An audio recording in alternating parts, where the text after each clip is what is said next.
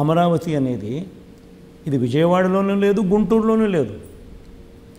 40 kilometres away from Vijayawada, 40 kilometres away from Guntur.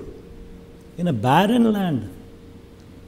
ఇందులో basic infrastructure, రోడ్లు, water, electricity, sewage, ఇటువంటి basic infrastructure కట్టడానికి, బిల్డింగుల గురించి నేను మాట్లాడడం లేదు, మిగతాటి చెప్తున్నా. బేసిక్ ఇన్ఫ్రాస్ట్రక్చర్ కట్టడానికే ఎకరాకు 2 కోట్లు అవుతుందని వీళ్ళే లెక్కలు కట్టి డిపిఆర్లు ఇచ్చారు. 50,000 ఎకరాలు అంటే ఇంటూ 2 కోట్లు అంటే 1,00,000 కోట్ల రూపాయలు. అది ఈరోజు 1,00,000 కోట్లు. ఇది ఈ 1,00,000 కోట్లు పెట్టేసరికే ఈ 15 ఏళ్ళు 20 ఏళ్ళు అవుతుంది.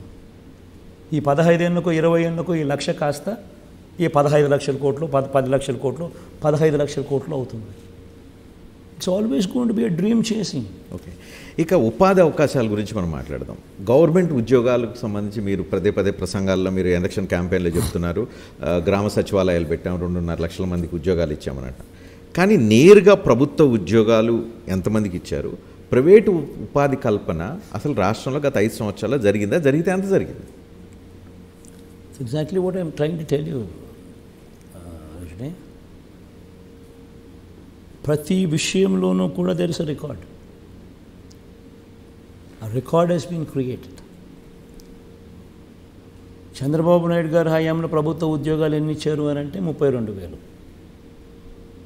It's a data. మన హయాంలో ఉద్యోగాలు ఎన్ని ఇచ్చాము అని అంటే రాష్ట్రంలో మనం అధికారంలోకి రాక మునుపు వరకు రాష్ట్రంలో ఉన్న మొత్తం ఉద్యోగాలు ఎన్ని అని అంటే 4 లక్షలు.